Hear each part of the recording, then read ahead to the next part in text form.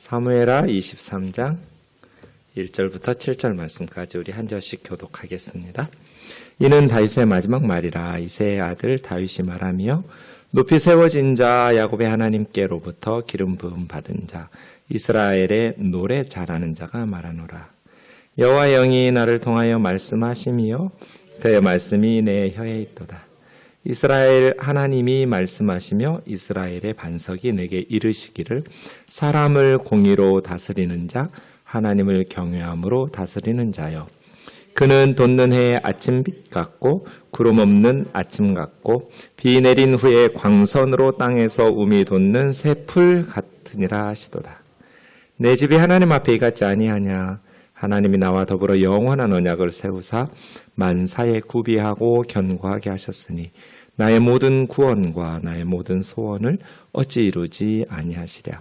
그러나 사악한 자는 다 내버려질 가시나무 같으니 이는 손으로 잡을 수 없음이로다. 같이요. 그것들을 만지는 자는 철과 창자루를 가져야 하리니 그것들이 당장에 불살리리로다 하니라. 아멘.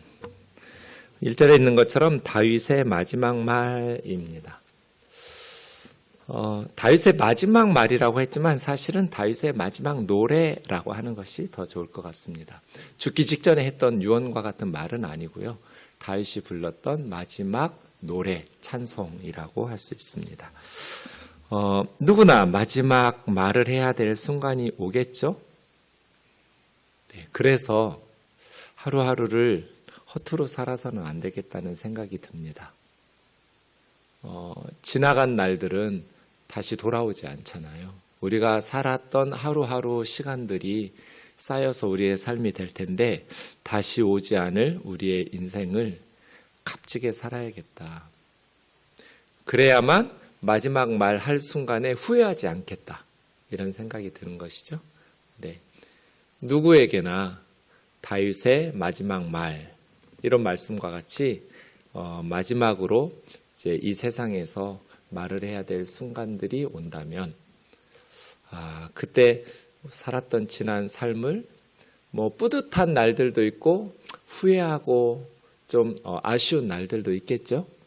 그래서 좀 더 하나님에게나 사람들에게 값진 삶, 유익한 삶을 살아야겠다는 생각이 듭니다. 가끔 청년들이 묻습니다. 요즘 목사님 무슨 생각하면서 사냐고. 그래서 제가 말합니다. 내가 너 나이 때는 재밌는 것에 관심이 많았어. 뭐 재밌는 거 없냐? 청년 때는 그렇죠. 근데 이제 나이가 들어가니까 값진 것을 찾게 된다고. 주님 앞에 갈 날들이 점점 가까워오니까 어떻게 살아야 값지게 살 수 있을까? 하루하루를. 그런 생각이 듭니다. 청년 때는 실감이 안 나죠. 머리로는 이해가 되는 말인데 이렇게 저도 청년 때 엄청 많이 들었거든요. 네. 근데 그때는 이렇게 피부에 확 와닿지가 않아요. 왜냐하면 화살이 너무 많은 포수가 화살이 많잖아요. 청년 때는. 그래서 막 화살을 쏴요. 빗나가는 화살이 많겠죠? 그래서 실력을 길렀어요. 이제 뭔가 중요한 줄을 알았어요.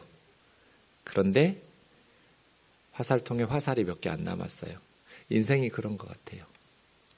시간이 많을 때, 젊을 때 허투루 살기가 쉽죠. 이제 나이가 들면서 정말 소중한 것이 무엇인지 좀 알고 철이 드는 것 같아요. 근데 남은 날이 얼마 없어요. 그것이 인생인데 누구에게나 그럴 텐데 어쨌든 다윗과 같이 우리가 마지막 말을 해야 될 순간이 있음을 항상 기억하면서 오늘 하루하루를 값지게 살아내기를 원합니다. 1절 보시죠. 다윗의 마지막 말이라 했는데 이 다윗의 마지막 말 노래예요. 시인데 다윗의 마지막 말이라고 하는데 2절 3절 보시면 여호와의 영이 나를 통하여 하신 말씀이래요. 하나님의 말씀이 내 혀에 있도다. 이스라엘의 하나님이 말씀하시며 이스라엘의 반석이 내게 이르시기를. 이게 다윗의 마지막 노래, 마지막 말이었어요. 그러니까 다윗이 하고 싶은 말이 아니고 하나님의 영이 다윗을 통해서 하신 말씀. 이스라엘의 하나님, 이스라엘의 반석이신 하나님께서 하신 말씀이라는 거예요. 우리는 무엇을 알 수 있냐면 다윗은 왕이었지만 선지자 같은 왕이었다라는 거. 다윗을 통해서 하나님이 말씀하시는. 실제로 사도행전에 보면 다윗을 선지자라고 부릅니다. 그러니까 선지자들은 하나님의 말씀을 전하는 말씀 사역자잖아요. 다윗을 통해서 하나님께서 말씀하셨다라고. 마지막 순간까지 다윗은 여호와의 영이 나를 통해서 말씀하신, 오늘 본문의 다윗의 마지막 노래, 마지막 말은 성령, 다윗의 영이 다윗을 통해서 하신 말씀입니다. 이렇게 다윗은 어려서부터 죽을 때까지 하나님과 교제를 나누었던, 하나님과 대화를 주고받은 모세처럼, 선지자들처럼 하나님과 사랑의 사귐을 누리던 그런 왕이었다라는 것을 알 수 있습니다. 어떤 사람이 값진 인생을 살게 될까요? 자기 소명에 충실한 사람이겠죠. 그죠? 어떤 마이크가 값진 인생은 아닌가요? 마생인가 얘는? 그러니까 마이크의 생을 살다가 언젠가 얘도 이제 자기 역할이 끝날 때가 있겠죠? 마이크는 소리가 잘 나야겠죠. 네. 선풍기 요즘 이제 닦아서 들여놨지만 더운 여름에 선풍기가 해야 될 소명은 뭐예요? 시원한 바람이 잘 나오는 거겠죠? 그럼 우리는요? 인간의 가장 중요한 사명 무엇일까요? 마이크가 소리를 잘 내야 하고 선풍기가 시원한 바람을 잘 주어야 하는 것과 같은 우리가 해야 될, 사람들이 해야 될 가장 중요한 사명은 하나님과 사랑의 사귐을 나누는 거예요. 공부하라고 세상에 보내신 거 아니에요. 직장 다니면서 돈 벌라고 세상 보내신 것도 아니고요. 내 집 마련하라고 우리 태어난 거 아니에요. 그러면 하나님 우리 왜 만드셨어요? 하나님의 사랑의 파트너로 만들었어요. 하나님과 사랑의 사귐을 나누는 사람. 날마다 하나님을 찬송하고 하나님과 대화를 나누고 하나님의 말씀을 묵상하면서 하나님을 배워가면서 하나님이 어떠한 분인지를 알게 되면서 감탄하고 하나님이 지으신 세상을 보면서 그 세상 만드신 하나님을 생각하고 하나님과 대화하고 하나님과 사랑의 사귐을 나누는 하나님의 연인으로 저와 여러분 만드신 거거든요. 어떤 사람이 값진 인생을 살았는가? 하나님과 사랑의 사귐을 잘 나누면서 사는 사람이에요. 네. 오늘 다윗의 마지막 말은 3번씩이나 반복해서 하나님의 영이 나를 통해서 말씀하셨다. 이스라엘의 하나님, 이스라엘의 반석이신 그분이 말씀하셨다. 이렇게 고백하고 있습니다. 이러한 반복적인 표현들을 통해서 다윗은 죽는 순간까지 하나님과 대화하고 있었다. 하나님과 영적인 교제를 나누는 하나님의 사랑의 파트너였다라는 것을 알 수 있습니다. 1절 다시 보시면 다윗은 자신에 대해서 4가지로 말합니다. 이새의 아들 다윗 이렇게 말합니다. 이새는 기스의 아들 사울하고 좀 다릅니다. 다윗의 전임 왕이었던 사울 왕은 유력한 가문 출신이에요. 기스의 가문은 이스라엘에서 유명한 가문이에요. 그런데 이새의 가문은 그렇게 유력한 가문이 아니에요. 베들레헴도 지금도 벳람이라고 해서 조그만 동네예요. 성경에도 그렇죠.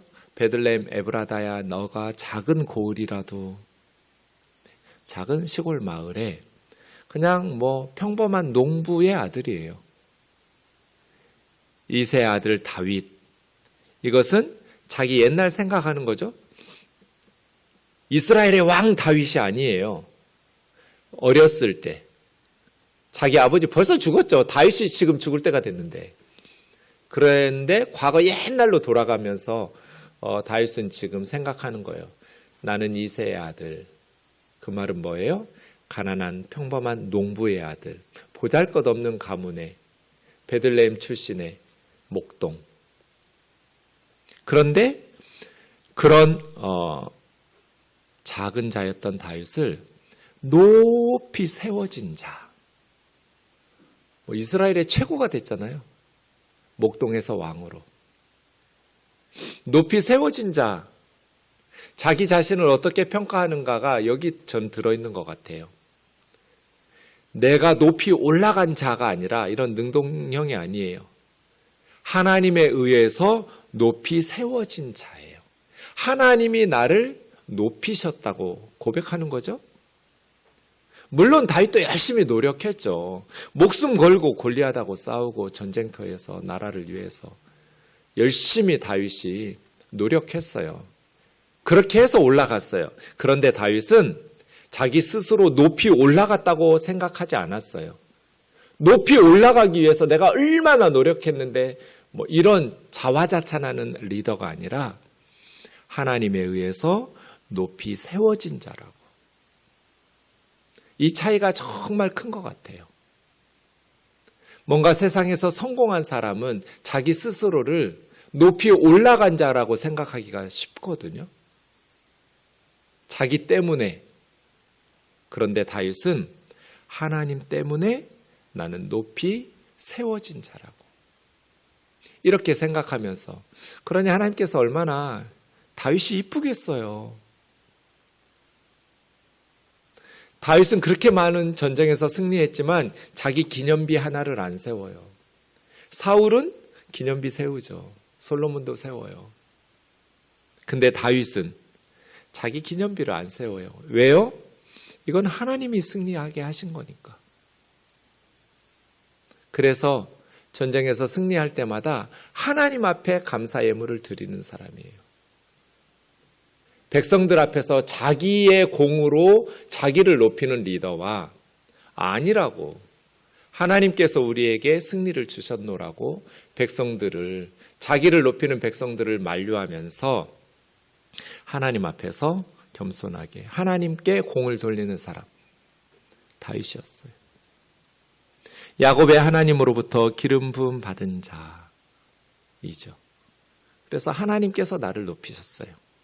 이스라엘의 노래 잘하는 자, 네, 다윗은 평생 수많은 시편에서 볼 수 있듯이 하나님을 찬양하는 시와 노래들을 만든 사람, 그리고 노래를 부른 사람이죠. 하나님께서 다윗에게 찬송의 은사를 주셨어요. 음악의 재능, 달란트를 주셨어요. 다윗은 하나님이 주신 그 재능으로 평생 하나님을 찬송하면서 지금 죽을 때까지 노래하고 있잖아요. 마지막 순간까지 찬양을 부르고 있어요.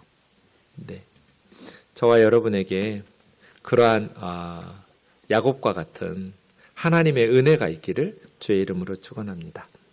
그럼 우리는 질문이 생깁니다. 하나님은 왜 다윗을 높이셨을까? 다윗 시대에 수많은 이스라엘 사람들이 있었잖아요. 목동이 한둘이에요. 그런데 왜 하필 다윗이었을까요? 왜 하나님께서는 다윗을 그렇게 높이셨을까요? 사무엘서는 2장 30절에서 이미 딱 그냥 내비게이션처럼 지도를 딱 그려놨어요. 사무엘 상하에 수많은 인물들이 나오죠. 그 수많은 인물들이 딱 사무엘상 2장 30절대로예요. 두 부류예요. 같이요. 시작. 나를 존중히 여기는 자를 내가 존중히 여기고 나를 멸시하는 자를 내가 경멸하리라. 하나님이 딱 이렇게 말씀해놨어요. 이게 내비게이션이에요. 사무엘 상하에는 하나님을 존중히 여기는 자를 하나님께서 존중히 여기셔서 높이시고 하나님을 멸시하는 자를 하나님께서 낮추시고 경멸하셨어요. 이거는 사무엘서에 등장하는 사람들뿐 아니라 우리들에게도 동일하겠죠. 그죠? 네. 하나님은 누구를 높이시는가? 어떤 인생을 소중하게 여기고 값진 삶을 살았다고 하나님께서 기뻐하시는가? 하나님을 존중하는 사람이에요. 다윗의 삶에도 죄와 허물이 많았어요. 우리가 많이 실망했다고 사무엘하 묵상하면서 때로는 다윗에게 정말 감탄하기도 하지만 정말 훌륭한 사람이었구나. 정말 하나님 기뻐하셨겠다. 하지만 때로는 다윗의 모습에 실망하고 다윗도 사람이었구나. 한 줌의 흙이었구나. 죄인이었구나. 다윗도 예수님의 십자가의 보혈이 아니면 하나님의 용서받기가 불가능했겠구나. 하나님께서는 다윗을 용서하시기 위해서 예수 그리스도의 십자가의 보혈이 필요했구나를 확인하게 돼요. 그럼에도 불구하고 다윗은 하나님을 존중했어요. 하나님을 귀하게 여겼어요. 우리가 하나님을 함부로 여기면 세상 사람들도 하나님을 함부로 여겨요. 우리가 하나님을 존중하면서 소중히 여기면 세상 사람들이 하나님을 우리 앞에서는 함부로 못해요. 그런데 그리스도인들이, 특히 목회자들이 하나님을 존중하는가? 하나님을 너무 우습게 여기시지는 않는가? 이런 생각할 때가 많아요. 2절 말씀 보겠습니다. 여호와의 영이 나를 통하여 말씀하시며 그 말씀이 내 혀에 있도다. 이스라엘 하나님 말씀하시며 이스라엘의 반석이 내게 이르시기를. 그 다음요. 하나님께서 다윗에게 뭐라고 말씀하셨을까요? 반석이신 하나님이 나에게 뭐라고 말씀하셨냐면 사람을 공의로 다스리는 자, 하나님을 경외함으로 다스리는 자요. 와우.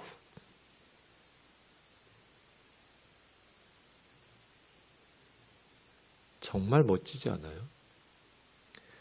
보석을 찾지 마시고 보석 같은 하나님의 칭찬을 사모하세요. 이거 정말 기가 막힌 말이잖아요. 하나님이 다윗에게 뭐라고 평가하셨냐면 사람을 공의로 다스리는 자.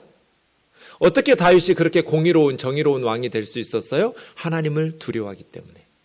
하나님을 경외하며 다스렸기 때문에 사람을 공의로. 그 당시의 왕하고 지금 대통령은 좀 다르죠. 그 당시의 왕은 지금의 대통령과는 비교할 수도 없어요. 절대 권력자예요. 지 맘대로 해도 되는 시대예요. 그런데 다윗은 하나님을 경외했기 때문에 자기 뜻대로 다스리지 않았어요. 공의로 다스리는. 와, 그랬구나. 하나님께서 저와 여러분에게 이스라엘의 반석이 중경이에게 이르시기를, 아니면 여러분의 이름을 넣으면서 아무개에게 이르시기를. 그 다음 하나님 뭐라고 말씀하실까요? 뭐라고 부르실까요, 우리를? 맨날 나를 믿지 못하고 걱정 근심에 찌들어 살던 자여, 이렇게 평가하진 않으실까요? 돈 하면서 아주 그냥 돈을 위해서 살았던 자여, 이렇게 말씀하시지는 않을까요? 악하고 게으른 자여, 이렇게 평가하지는 않으실까요? 하나님은 우리에게 뭐라 말씀하실까? 하나님은 다윗에게 사람을 공의로 다스린 자, 하나님을 경외함으로 다스린 자여. 왕에게는 최고의 칭찬이죠. 그렇지 않아요? 말씀드린 것처럼 다윗도 죄와 허물이 많았어요.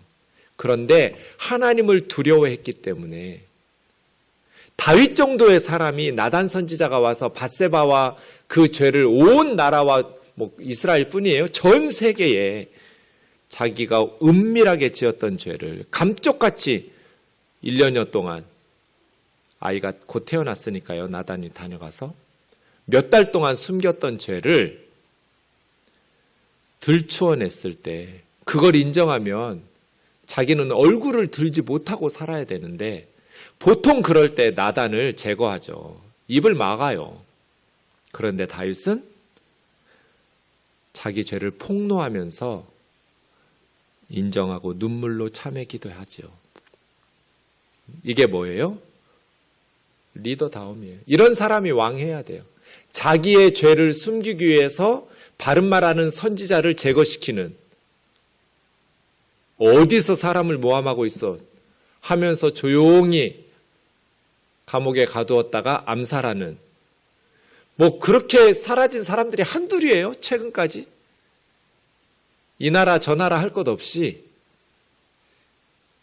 그렇게 아깝게 희생당한 그러한 사람들이, 권력자들에 의해서 희생당한 사람들이 한둘이냐고요, 역사 가운데. 그런데 다윗은 그러지 않았잖아요. 왜?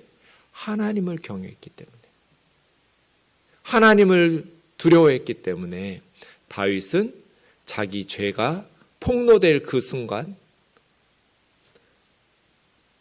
그냥 나단을 억지로 죄를 인정하면서 괘씸한 놈, 저놈 아니었으면, 이러지 않았어요. 나단은 하나님이 보낸 거지, 나단은 알지도 못했던 죄예요, 다윗의 죄는.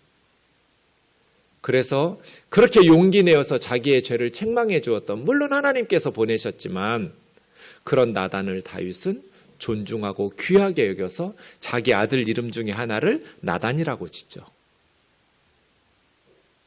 다윗의 아들 중에 나단이 있어요, 나단이. 그렇게 다윗은 그런 사람이에요. 심성이 바른 사람이죠. 죄와 허물이 없어서가 아니라 있었어요. 그럼에도 불구하고 공의로 사람을 다스렸고 하나님을 경외할 줄 아는 통치자였어요. 그랬기 때문에 자기 죄값을 혹독하게 치르기는 했지만 다윗은 끝까지 하나님에게 이 마지막 말을 하는 순간까지 이런 평가를 받을 수 있었죠. 통치자가 이렇게 되면 백성들은 어떻게 될까요? 와, 4절 정말 너무 멋진 말이에요.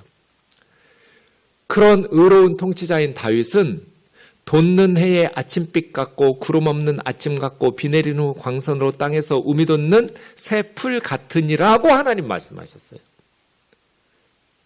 근데 사실은 세 가지인 것 같은데 원문으로 보면 위에 두 줄은 같은 거예요. 그래서 제가 밑에 표준 세번역으로 써놨어요.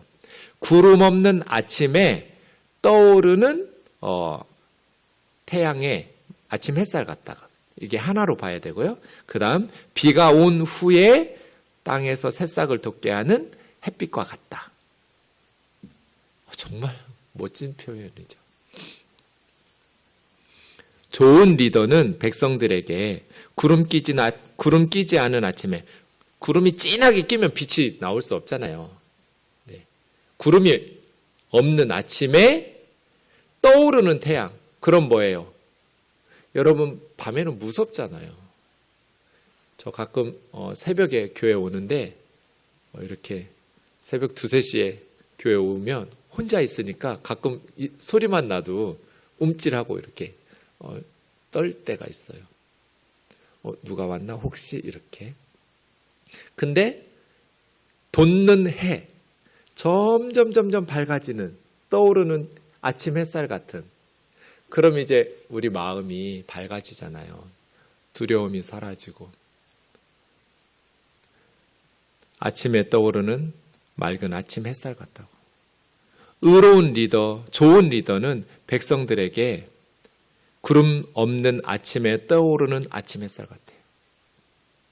최고예요. 그리고 비 온 뒤에 땅에서 새로운 움이 돋는, 새싹을 돋게 하는 햇빛 같아요. 그래서 살려내요.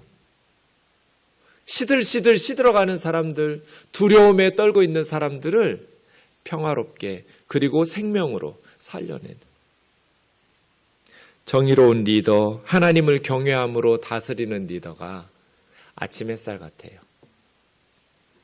5절입니다. 내 집이 하나님 앞에 이같지 아니하냐. 하나님이 나와 더불어 영원한 언약을 세우셔서, 이제 다윗은 죽고 떠나겠지만 다윗을 이을 왕들이 영원히 이어진다고 하나님 말씀하셨잖아요. 만사에 구비하고 견고하게 하셨으니 나의 모든 구원과 나의 모든 소원을 어찌 이루지 아니하시랴. 그래서 다윗을 이을 다윗의 후손들, 왕들은 다윗 때문에 영원한 언약이 있었거든요. 하나님과 다윗 사이에. 그래서 왕으로서 필요한 것들을 만사에 구비시켜 주시고 견고하게 해주신다고 하나님 약속하셨어요. 다윗의 구원, 다윗의 소원을 하나님이 이루어 주실 거거든요. 그럼 뭐만 조심하면 돼요? 6절만 조심하면 돼요. 사악한 자는 다 버려질 가시나무 같을 거다. 하나님을 경외하지 않고 백성들을 공의롭게 다스리지 않는, 권력을 남용하면서 자기 자신을 위해서 백성들을 억압하고 착취하고 사악한 짓을 하는 그런 짓만 안 하면 돼요. 하나님에 의해서 다윗 때문에 영원한 언약이 세워졌어요. 다윗 가문에는. 그러니 하나님 앞에 순종하고 경외하기만 하면 돼요. 옆에 있는 큰 나라들 신경 쓰지 않아도 돼요. 강력한 군사들, 백성들의 쿠데타 걱정 안 해도 돼요. 하나님께서 다윗의 구원과 다윗의 소원을 이루어 주실 거거든요. 그 가정을, 그 후손들을 지켜주실 거거든요. 그러니 그의 자녀들은 하나님 앞에서 사악한 짓만 하지 마라. 사악한 자는 버려질 가시나무 같으니, 가시나무를 어떻게 사람이 손으로 잡아서 사용할 수 있겠어요? 가시나무는 쓸데가 없어요. 가시나무를 만지려면 철과 창자루를 가져야 하리니, 그렇게 가시나무는 손으로 잡고 찔리기만 하니까 사용할 수 없으니 불살라질 수밖에 없겠죠. 하나님 앞에서 사악한 통치자, 사악한 인생을 살아가는 사람은 내버려질 가시나무 같아서 쓸모없어서 결국은 불살라진다. 두 종류의 리더가 있는 거죠. 의로운 리더는 아침 햇살 같고, 사악한 리더는 불살라질 가시나무 같은데, 우리는 어떤 리더를 사모하고 어떤 리더가 되어야 할까요?